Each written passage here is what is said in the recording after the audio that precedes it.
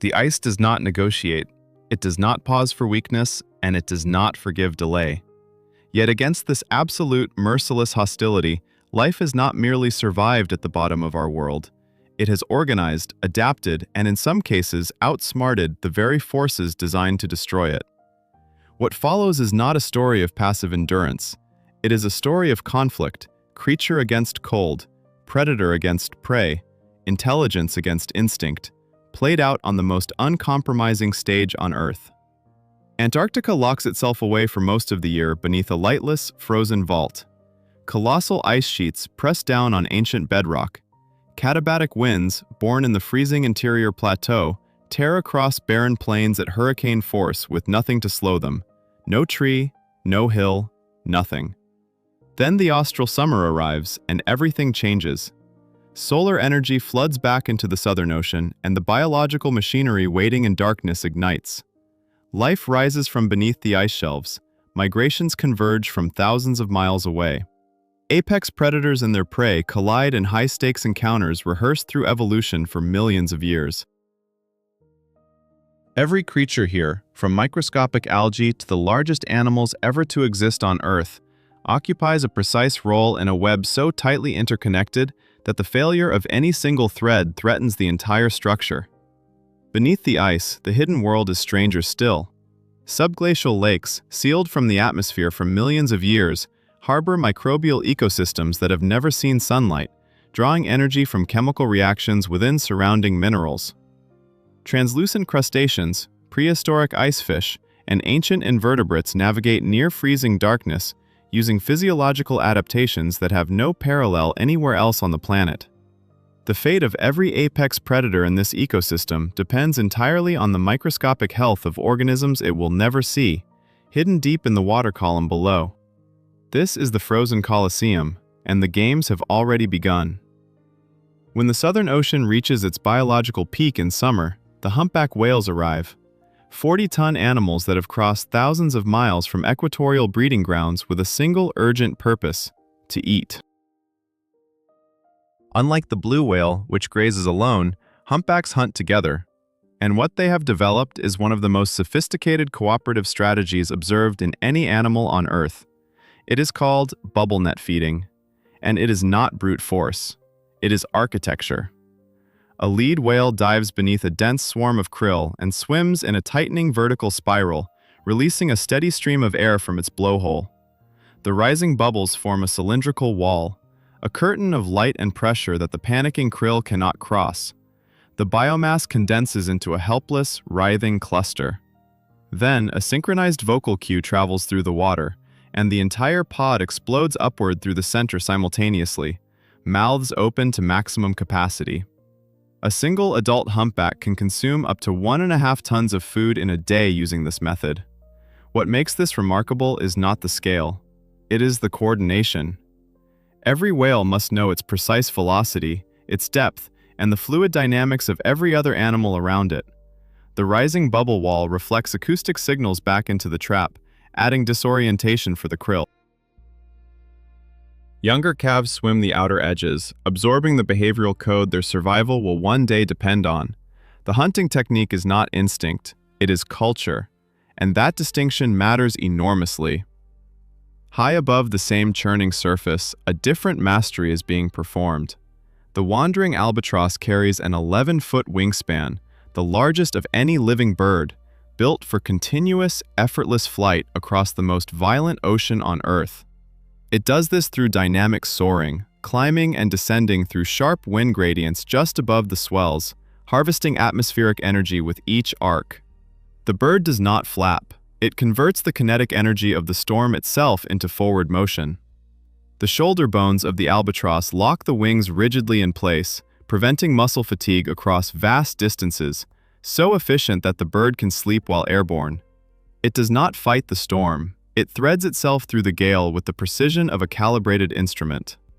When nesting season calls these wanderers back to isolated islands, both parents share foraging trips spanning thousands of miles, returning with rich stomach oils for the growing chick.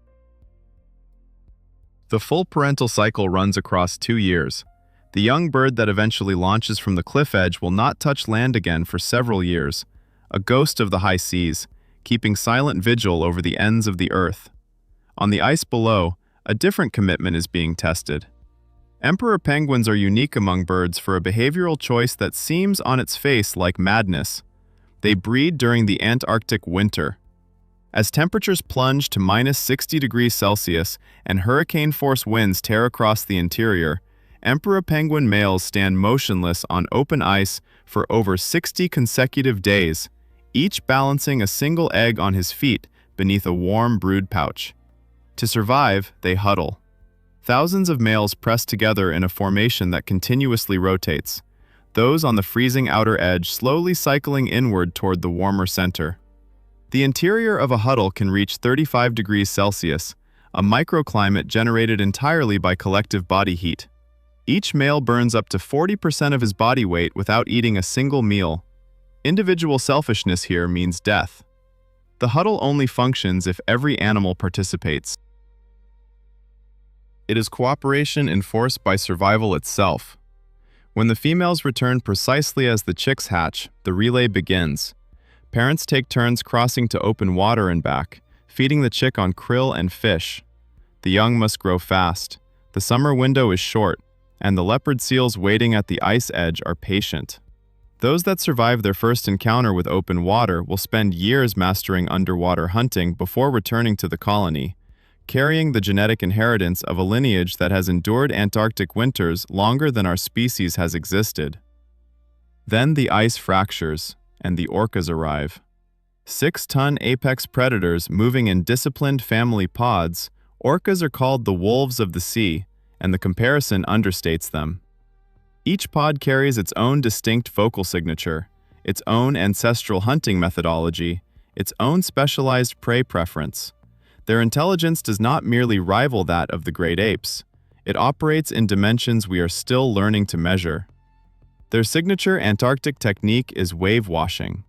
When a seal is spotted on an isolated ice floe, the pod lines up in a tight horizontal formation and charges at full speed. At the critical moment, the hunters submerge in unison, driving their tail flukes downward and generating a focused wall of water that washes the seal directly into the sea. Once in the water, the pod divides tasks with surgical precision, no escape route left unguarded, no energy wasted. Younger calves observe from the perimeter, absorbing the behavioral sequence they will one day execute themselves. Like the humpback's bubble net, the technique is transmitted knowledge, cultural inheritance encoded in the behavior of a family line across generations. The species survives not on raw predatory power, but on shared intellectual capital. Antarctica is not simply a remote wilderness, it is the climate regulator of the entire planet, a system so precisely balanced that its disruption echoes across every ocean on Earth. The krill populations that anchor this entire food web, feeding the penguins, the humpbacks, the albatross, and ultimately the orcas, are showing alarming signs of ecological stress. If those foundational swarms decline, the collapse does not stay local, it propagates upward through every level of the web. The choices made about emissions today will write the final chapter of this ecosystem tomorrow. As the brief summer sun descends and the mist rolls back across the ice, the ancient rhythms of this place continue, predating our civilization by an incomprehensible margin. The albatross cuts through the westerly gales. The emperor penguin holds its ground against the dark.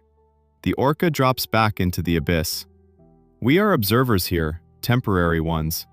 The polar sea does not require our presence, but our survival, it turns out, requires its health. To protect Antarctica is to protect the biological architecture that regulates the breath of our entire living world. If this documentary moved you, subscribe and leave a like. The ocean keeps its vigil. The least we can do is pay attention.